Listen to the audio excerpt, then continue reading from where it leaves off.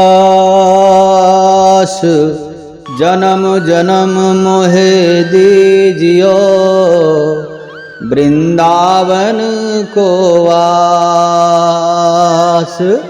राधा राधा जय श्री राधा, राधा श्री राधा, श्री राधा राधा, राधा श्री राधा, श्री राधा राधा, राधा श्री राधा। धुंधकारी जो है प्रेत बन गया और अपने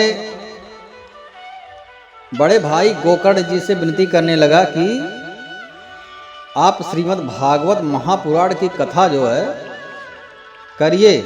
यह परामर्श सूर्यदेव से मिला गोकर्ण जी को, जब गोकर्ण जी ने सूर्यदेव से प्रार्थना किया और हर प्रकार का श्राद्ध करने के बाद में भी धुंधकारी को जब मुक्ति नहीं मिला तो सूर्यदेव शिव नारायण ने बताया कि तुमको श्रीमद् भागवत महापुराण का सप्ताह पाठ करना पड़ेगा, उसी से मुक्ति मिल जाएगी।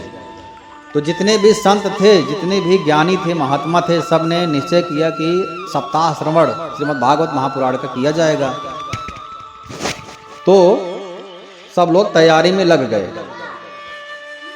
जब सब जगह बात फैल गई कि श्रीमद् भागवत महापुराण का सप्ताह यज्ञ संपन्न होने वाला है, प्रारंभ होने वाला है, तो तत्र सन श्रवणार्थाय देश ग्रामात् जनाः ययुः। उसको श्रवण करने के लिए गांव से अनेकों लोग सुनने के लिए आए। बहुत से लंगड़े, लूले, अंधे, बूढ़े, मंदबुद्धि पुरुष भी अपने पापों की निवृत्ति के लिए वहां पर पहुंच गए। इस प्रकार वहां इतनी भीड़ हो गई कि उसे देखकर देवताओं को भी आश्चर्य हो गया। जब गोकर्ण जी व्यास गद्दी पर बैठ करके कथा कहने लगे तब वह प्रेत भी वहां आ गया और इधर उधर बैठने के लिए स्थान ढूंढने लगा। धुंधकारी महाराज जो प्रेत हो गए थे, अब उनको स्थान ही नहीं मिल रहा है, वो भी ढूंढने लगा, मैं कहाँ बैठूं, इतना भीड़ हो गया। इतने में ही उसकी दृष्टि एक सीधे रखे हुए 7 गांठ के बांस पर पड़ गई।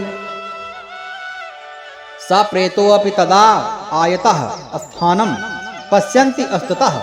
देखने लगा वो सप्त ग्रंथियुतम तत्रा पश्य कीचक मुच्छितम। 7 गांठ वाला जो है एक बांस उसको दिखाई दिया। ठीक है, उसी के नीचे के छिद्र में घुस करके वह कथा सुनने के लिए बैठ गया। वायु रूप होने के कारण वह बाहर कहीं बैठ नहीं सकता था।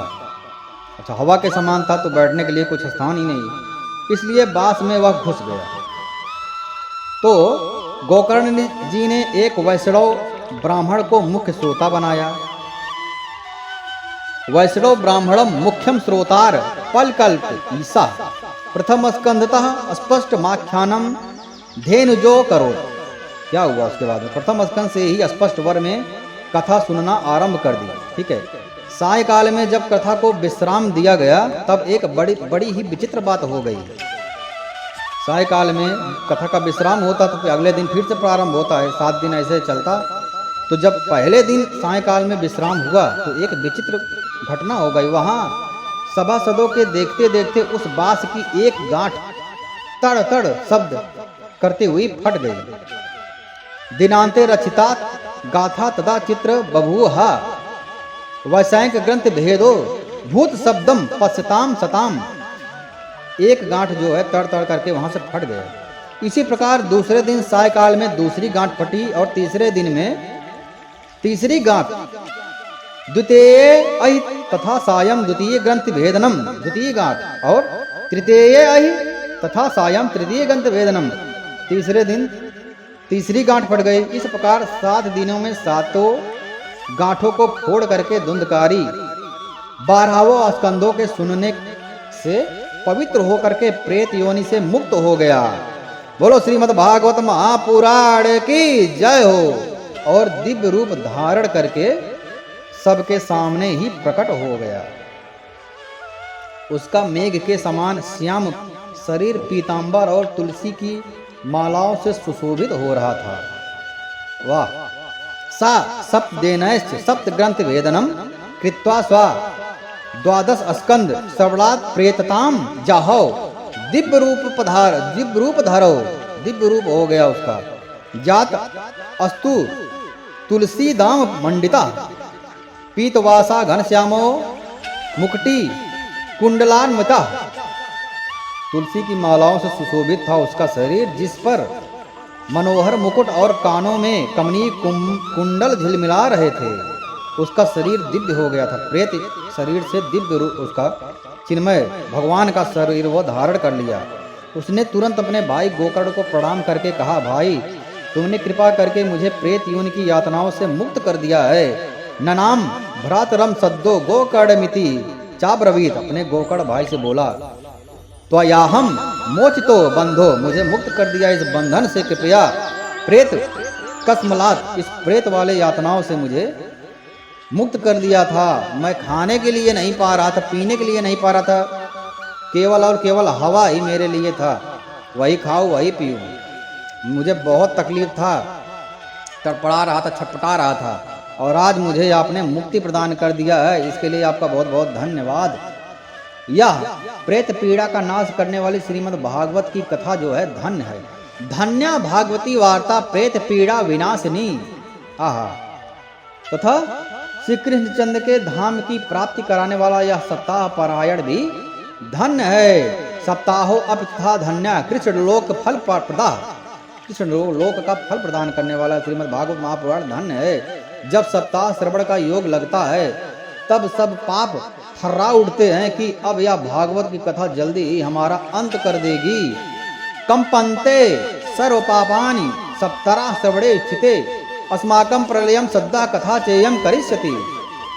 जिस प्रकार आग गीली सूखी छोटी बड़ी सब प्रकार की लकड़ियों को जला डालती है, उसी प्रकार यह सप्ताह श्रवण मन वचन कर्म द्वारा किए गए नए पुराने छोटे बड़े सभी प्रकार के पापों को भस्म कर देती है।